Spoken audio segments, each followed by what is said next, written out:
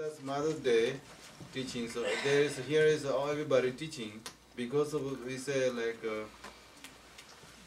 whatever you say on bottom of your heart. So in my daily life, I get discouraged and I get a little lost.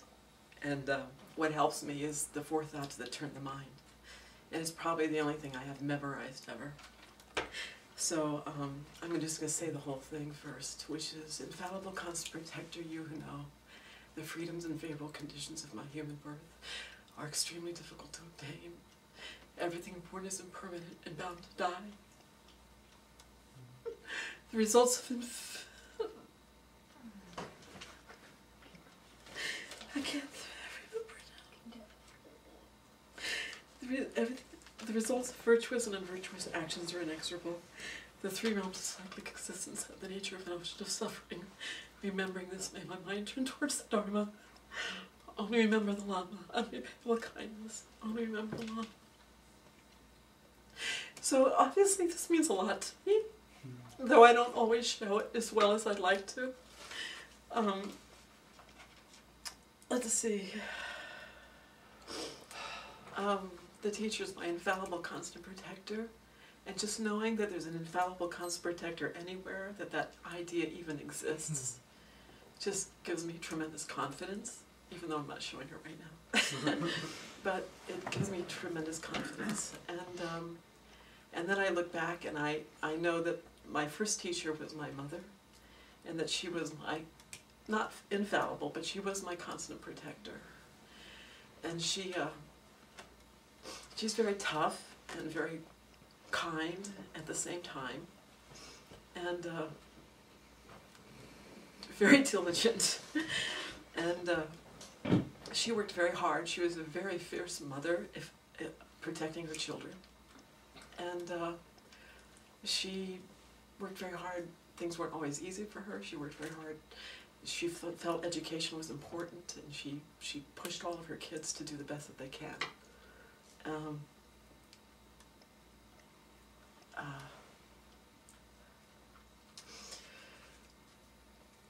The freedoms and favorable conditions of this human birth are extremely difficult to obtain. And when the teacher talks about that, there's often a story that they tell about this turtle swimming to the surface, and how unlikely it would be for that to catch this yoke, this ring around its neck as it's swimming through the ocean. And when I was 15, I was walking down the beach in Assateague, which is on the East Coast island. And there were a bunch of guys, like down the beach, waving their hats and jumping up and down. All these trucks were pulled up.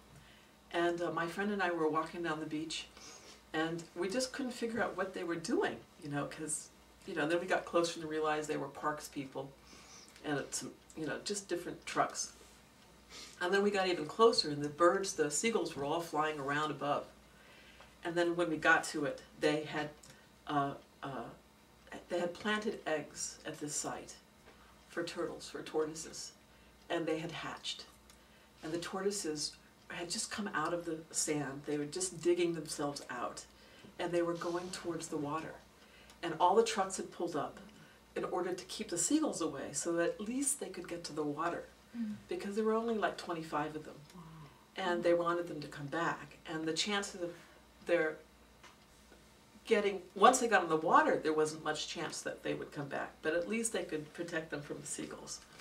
And that's sort of, when I first heard the story about the tortoise, that's the first thing that came to my mind, was the chance of one of those little eggs, all of them hatching, and then having them go into the ocean and swim thousands of miles. They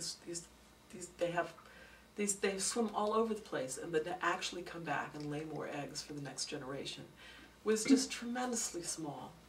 And so that kind of brought it to life for me. And then the other part of that is the possibility of, as I said before, my mom was, getting an education was something that was important for her, and she felt was important for her kids. And to get that education is such it was not very likely for somebody, for a woman even in this period, in this world, for me to be able to learn to read and write. When you go around the world, how many women have that opportunity to learn to read and write? And so I'm very thankful for that, and to you know, her love of learning she passed on to me, and I'm very thankful for that.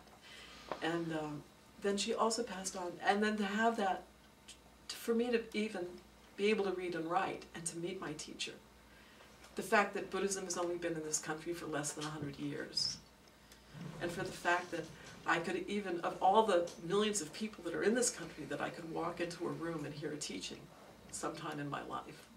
Is like that turtle going out to the ocean, or that turtle coming up to catch a ring on its neck. It is really highly improbable. I mean, we're all gathered here today, and I know that there's hundreds of little Dharma groups all over the country, but it's really, really very priceless that this is happening in this decade, in this century, you know, and that I'm here for that. And I'm very thankful for that.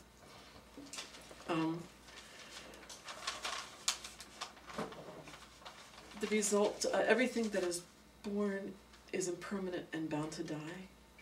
This is certain. This is something we know. We can't choose when it'll happen. We can't really choose how it'll happen. I know this because my mother is going to die soon. She's 89 years old, and all of her siblings have died in the last, her last two siblings have died in the last 6 months. And she's very frail. She can't really talk. She can't really stand up. She's very radiant, and for the most of the part, she seems fairly much at peace. And about a month ago, she had a little more congestion and had a cold and a kind of a virus, and she looked even more frail. And she looked up to me and said, "Save me." And she hadn't talked to me for more than a year. And I can't save her. I mean, it was extremely difficult to hear her say that. I can't do anything. I can take care of her. I can help other people take care of her, but I can't save her. But I'm also thankful that in the last 10 years, I took her to a Dharma teaching. And I was a little worried because she's a little dementia, how she would respond, like she'd get up or start yelling or who knows. But she responded so wonderfully. She was amazing. It was just so amazing. And I know that if she had had the opportunity to receive teachings earlier in her life, when she could have fully tried to understand them fully, as well as she fully could, I fully can, that she would have embraced them. And I'm very happy about that. It gives me great peace. The three realms of cyclic existence are a notion of suffering. We know this. We fear this. There's not much we can do except to engage in Dharma activities and to meditate and learn as much as we can and contemplate and develop our bodhicitta.